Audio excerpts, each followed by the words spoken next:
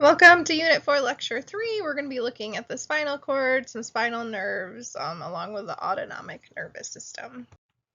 Our task list for this lecture, of course, got to take some notes on it. Then there's some homework. Like I said previously, there's a lot of homework for this unit, so make sure you're working on it as you go through. There is a brain dissection document along with some videos that go with it, so please complete that to kind of help you understand where things are located. And then there is the Unit 4 Quiz 3. So here is the spinal cord. You can see up there, it says T12, and at the bottom it says L5.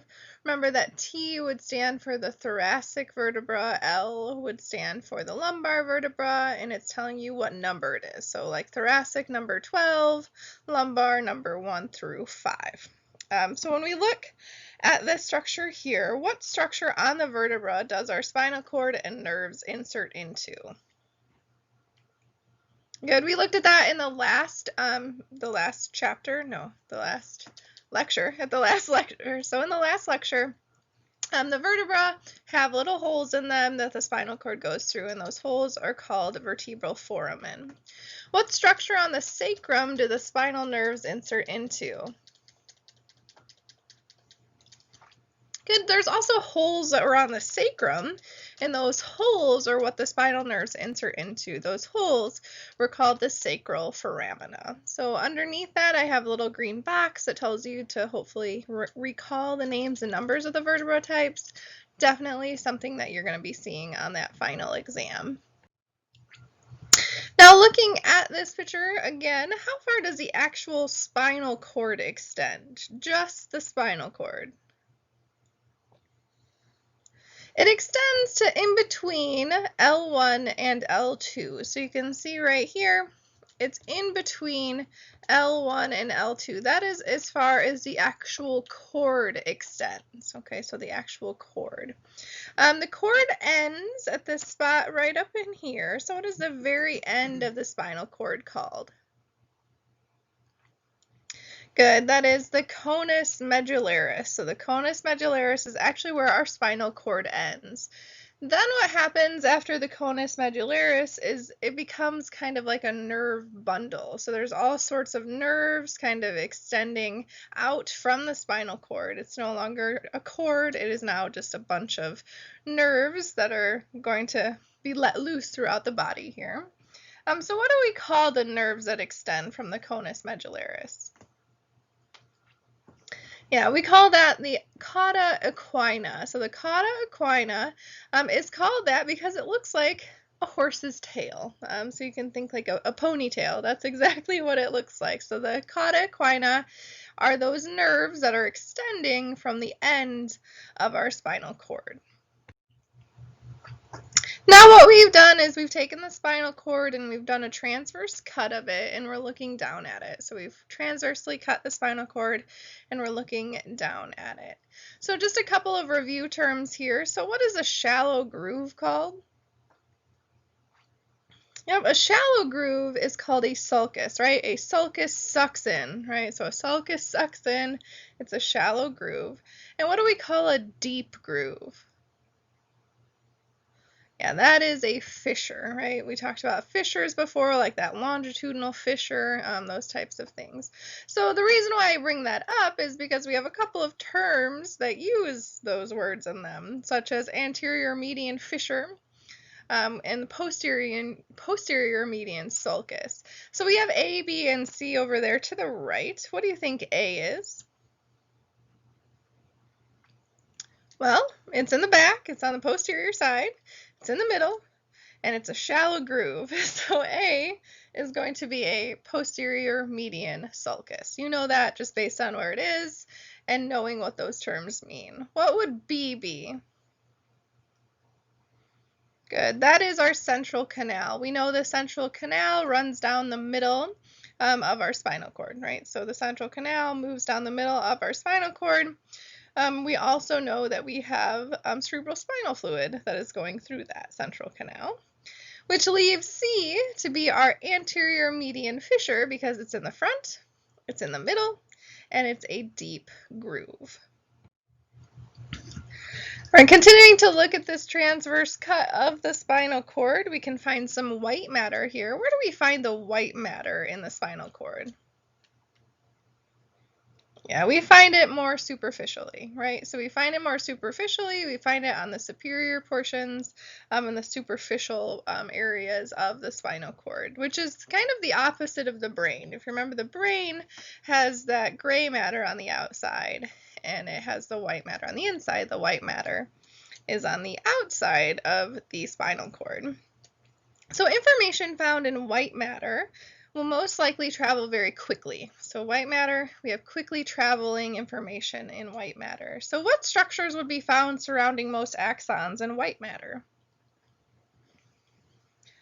Well, we're reaching back to the first lecture of this unit. So we talked about the stuff called myelin. Myelin surrounds the axons of neurons in white matter, and it helps things travel quickly, right? So hopefully if that's something you kind of forgot about, make sure you go back and look at that very first lecture of this unit.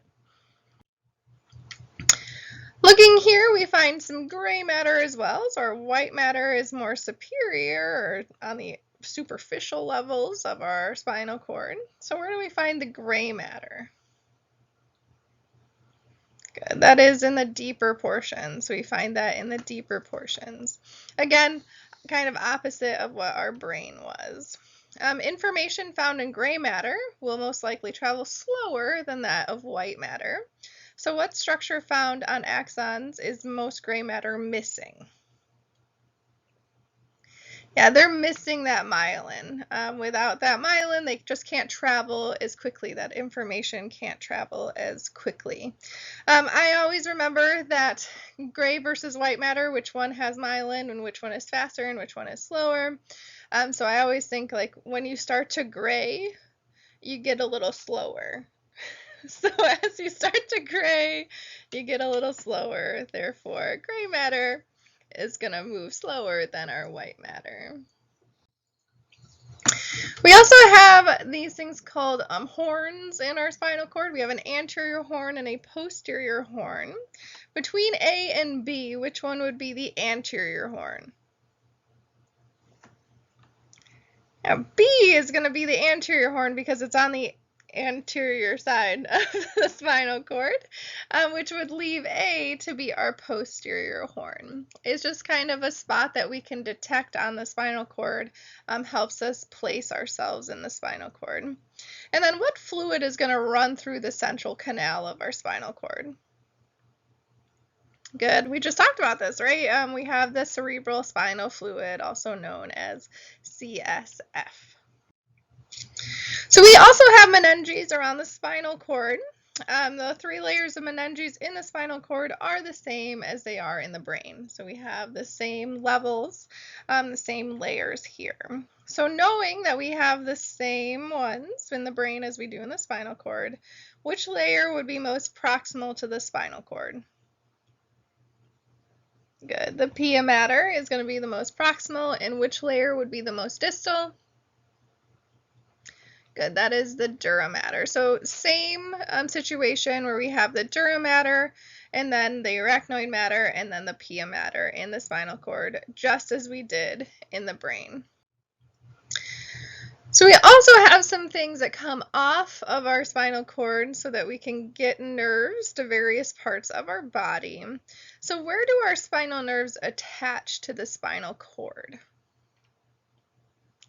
Yeah, I have them circled over there. So we have the roots. So we have the posterior root, the anterior root, and a posterior root ganglion. A ganglion is just a swelling that we have. So it's just another anatomy term to know. So we have anterior root, a posterior root, and a posterior root ganglion. How are we going to be able to tell the difference between the anterior and the posterior root? Yeah, one's in front and one's in back. So not a hard thing to do. We should be able to determine those two. All right, looking at this, now we are including the vertebra in here. So we can see the vertebra, you can see the body of the vertebra here in this little area right here, the body of the vertebra. And we can even see an intervertebral disc in here as well. So we are including the vertebra with the spinal cord in this case here. Looking at A, B, and C, what does A represent? Well, it's on the back side, and it's directly on the spinal cord, so we know that that is going to be our posterior root. We see B, yep, on the front, that is going to be our anterior root. And then we have C, which is going to be our posterior root ganglion, because it's that nice little swelling that we have there. Notice also that we have a ramus. We have a dorsal and a ventral ramus. So what would we consider a ramus? Yep, it's what comes after a root. So it goes a root and then a ramus. All right, so a root and then a ramus. Which way would the dorsal ramus go? Yeah, it would go backwards, because dorsal means back, right? We learned that in like the very first lecture when we talked about the dorsal cavity, right? So back. And which way would the ventral ramus go? Yeah, it would go towards the front, because ventral means belly side or the front side.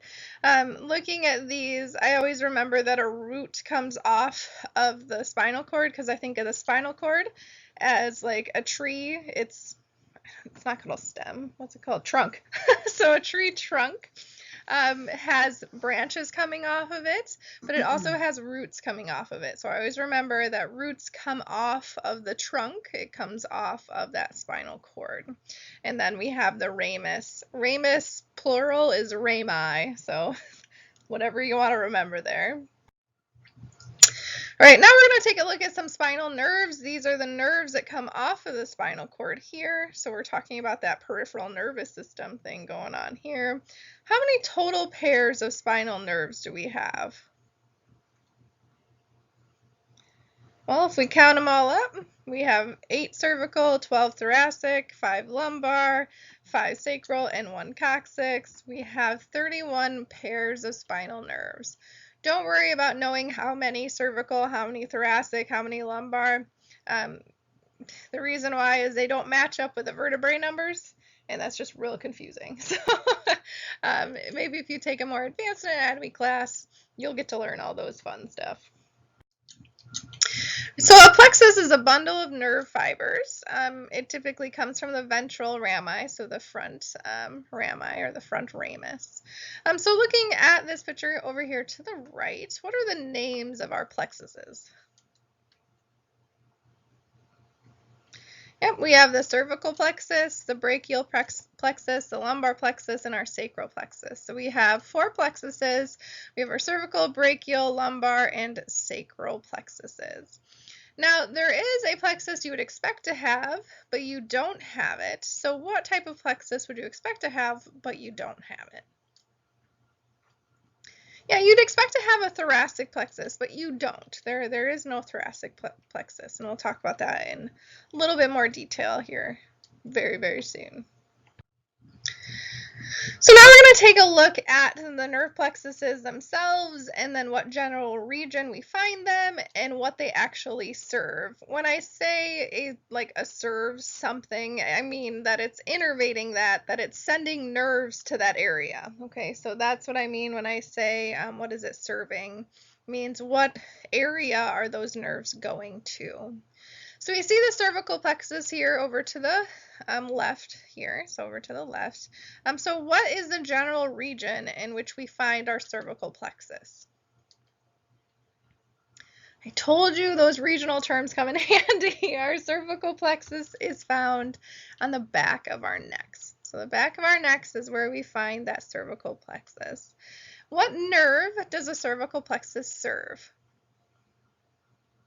Well, you can see it down here. It is serving this nerve right here.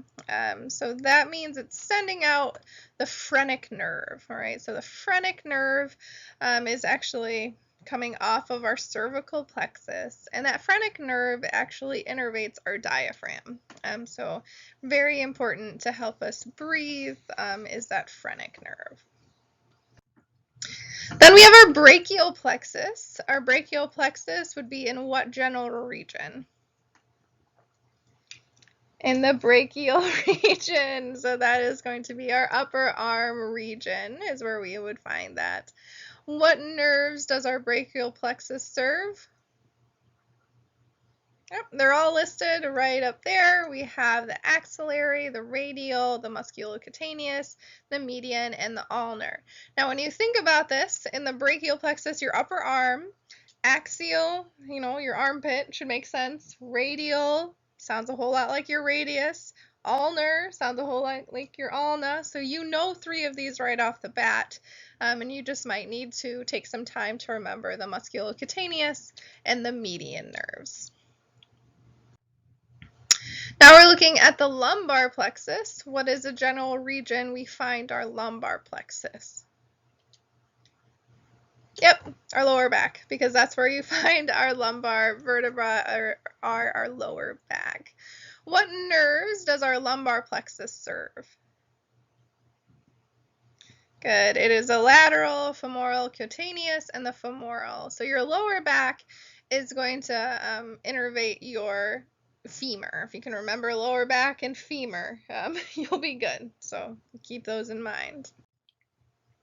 Then we have our sacral plexus. What is the general region in which we find our sacral plexus? Yeah, it's in our gluteal region, our butt region is where you'd find your sacral plexus, your general area. So looking at your sacral plexus here, what nerves does our sacral plexus serve? Yep, there's 4 of them. We have the sciatic, the common fibular, your tibial, and your pudendal. Pudendal is my favorite one. I love the pudendal one. For the sacral plexus, if you remember that your lumbar goes to your femur, you can remember that your sacral goes to like your fibula and your tibia because it's lower. So it will go to the lower area. Also, I remember pudendal because it's like PU and your sacral region is in your gluteal or your butt region. So notice how we didn't have that thoracic plexus. Just know that the thoracic nerves become intercostal nerves. All right, so the intercostal nerves. So what part of the body would our thoracic nerves serve? Well, they become the intercostal nerves, so we know that our thoracic nerves are going to serve our intercostal muscles, our rib area. There's a few other areas, but if you can remember the intercostal areas, you'll be good to go there. Just a quick slide on reflex arcs. Notice how we have an A, a B, and a C here, and you have choices for A, B, and C over there to the right. So I'm going to give you about 10 seconds to go ahead and read through those and determine which one would come first, which one would come second, and which one would come third.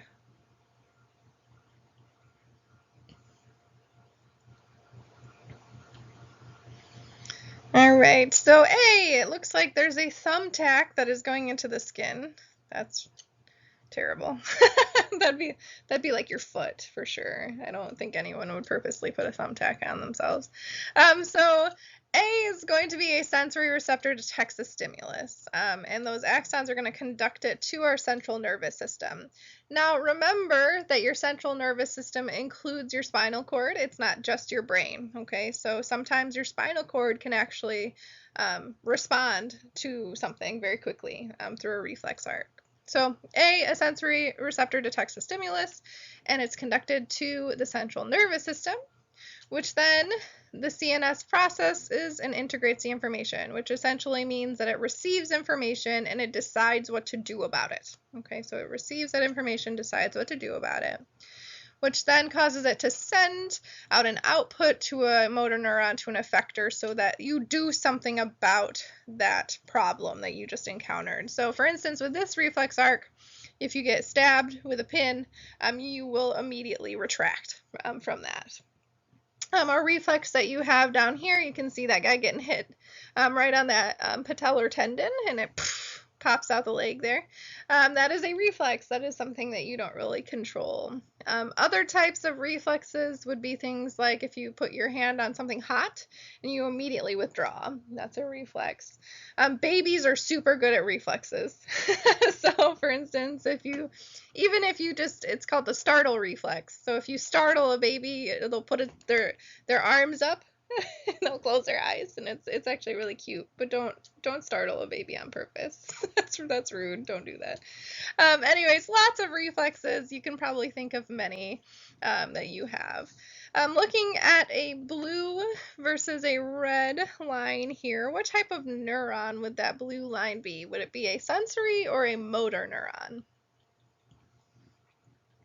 Good, that would be a sensory neuron because you're sensing something that's happening and you're sending that information to the central nervous system. And what type of neuron would the red line be?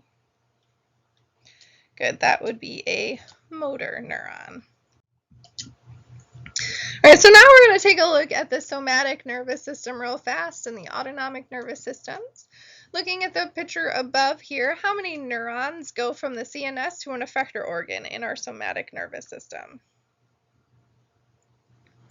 Well, you can see up top it says single neuron, right? So there is one neuron that goes from the CNS to an effector organ, okay?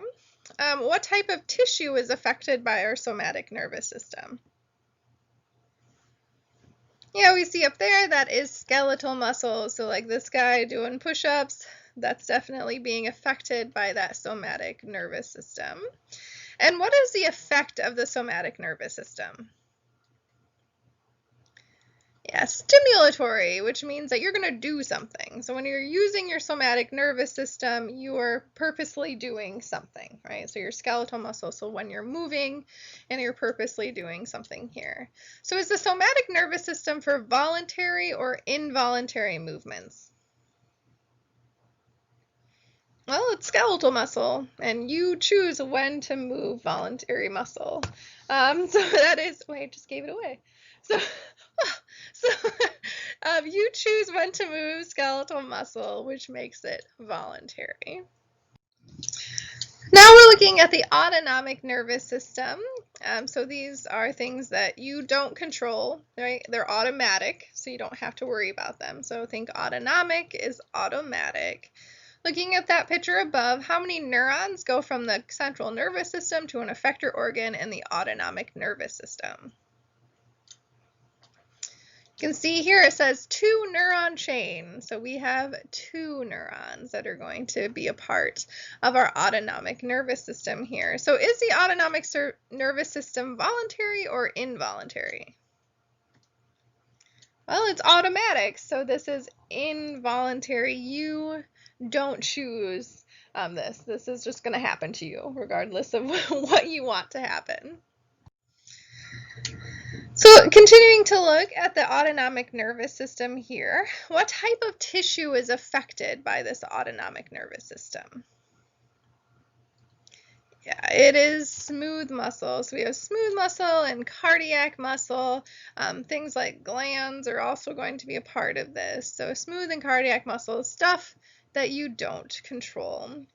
Looking at the effect of our autonomic nervous system, what does it do? Yeah, it's either going to stimulate or inhibit things, okay? So one or the other, and we'll find out why here in just a second. But first, review! So we have this picture here, hopefully to help you remember some things. So looking at A, what is A? Well, it's in the back, it's in the middle, and it's a little thing that sucks in, so that is going to be our posterior median sulcus. What is B?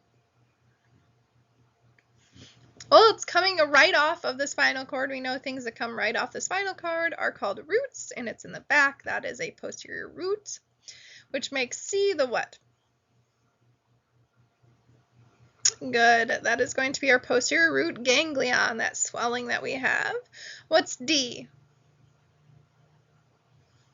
Yep, it's that central canal of our spinal cord, so that stuff that contains the cerebrospinal fluid. What's E?